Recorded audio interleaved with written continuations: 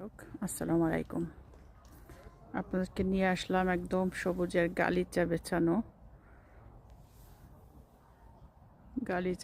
একদম প্রাকৃতিক পরিবেশে। দেখেন মনে হচ্ছে যে ক্রিকেট খেলার জন্য মাঠে যে গালিচা বিছিয়ে রাখে বা সেরকম ক্রিকেট মাঠের মতো মনে হচ্ছে। এই জায়গাটা কিন্তু আগে ফাঁকা ছিল, তো এখানে দুই পাশে এরকম আছে মাঠের, অর্থাৎ মাঝখান দিয়ে একটা রাস্তা আছে, আর এখানে বিশাল এরকম খালের মতো ছিল আগে। তো এখানে মেলা বসতো প্রতি বছর মে থেকে 1 মাসের জন্য।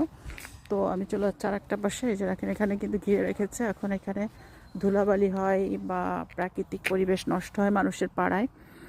তো মেলা বসলে অনেক মানুষ আসে, ধুলা হয়ে যায়। তো সেই কারণে এটাকে বন্ধ করে দিয়ে এখন নতুন করে গাছ লাগিয়ে দিয়েছে এখানে।